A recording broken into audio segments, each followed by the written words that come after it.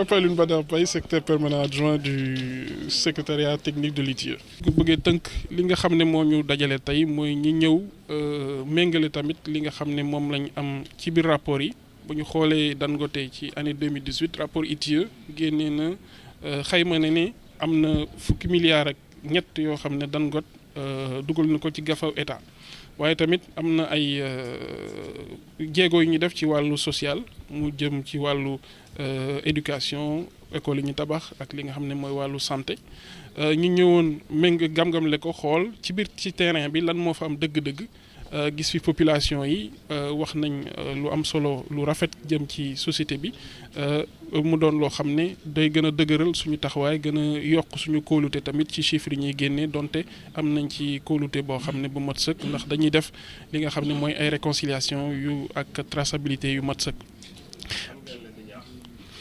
waaw ci wàllu ñaax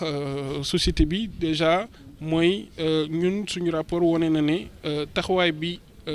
goxaat yi war a gën a am te ñi war leen cee jàppale bu baax nguur yi war leen jàppale ak ànd ceeg entreprise yi mooy lu ñu duppee contenu local mooy bépp xeetu opportunité boo xam ne yëngu-yëngu yoo xam ne entreprise yi nekk ci gox bi GIE fi nekk muy jigéen ñi muy ndaw yi pour gën a ñoŋal seen i nekkin gën a ñoŋal li nga xam ne mooy xëyu ndaw yi gën a ñoŋal économie locale bi mooy ñu sóobu ci fourniture de biens et services te bu boobaa dina gën a doon loo xam ne day gën a suqali koomu fii koomu askan wi ñenn ñi sax ñi naan loolu mooy luy war a dellu ci muy wàll askan wi ci exploitation minière bi beneen mbir mi nga xam ne danañ ko gën a ñaaxaat tamit entreprise yi mooy liñ fi jot a gis ci wàllu sauvegarde de l'environnement muy alam bi niñ koy sàmmee entreprise bi gën cee góorgóorlu ni muy def déjà baax na mu gën cee góorgóorlu te tamit ñi xool nan lañ ko mën a lawalee ci biir Sénégal ngir yeneen entreprise yi nga xam ne mel ni moom ñuy daddee def comme moom di sàmm li nga xam ne mooy alam bi jërëjëf. Ousmane Mbaye directeur administratif et financier de la société Dangote. waaw tey dañoo amoon mbégte pour recevoir waa ITIE. ndaxte xam nañ ne Dangote bokk na ci industrie yu gën a mag ci Sénégal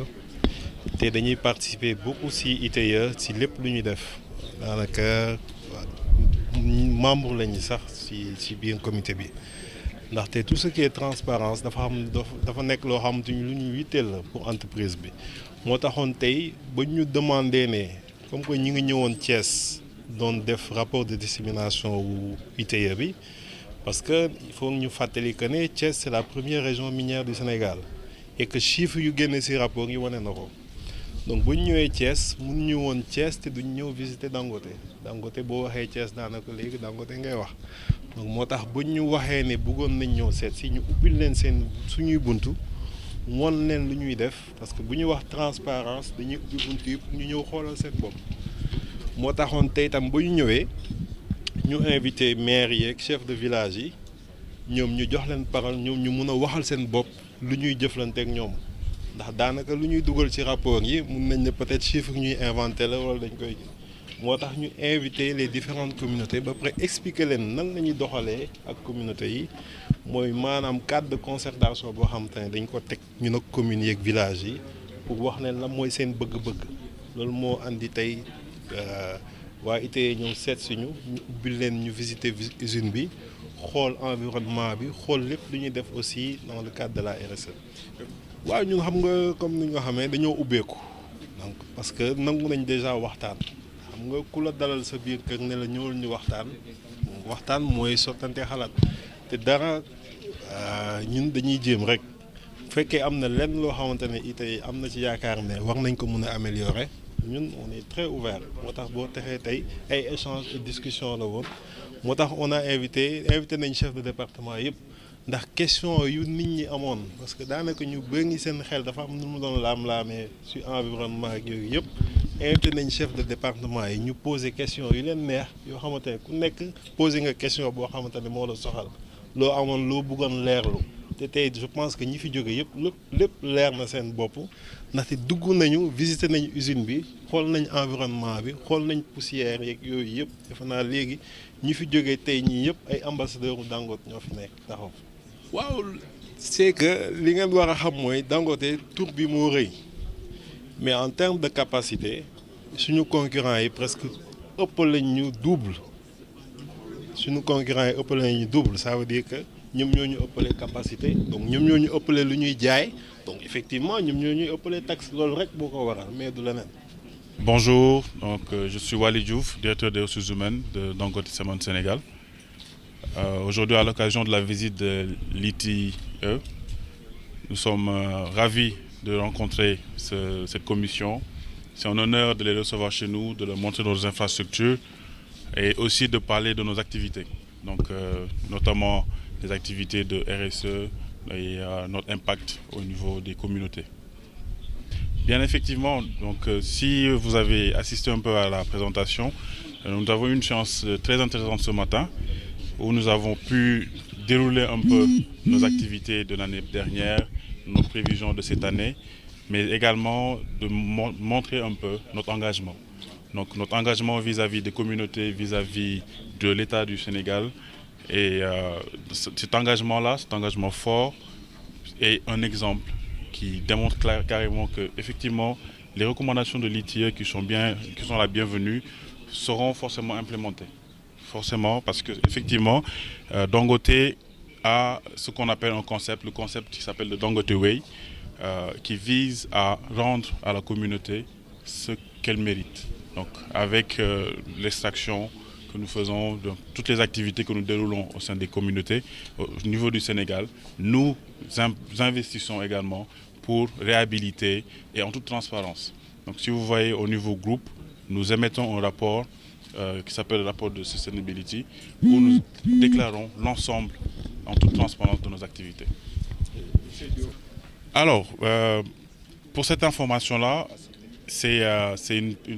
partie. C'est la capacité. Donc c'est une partie. Donc Dangote vient de commencer. Donc,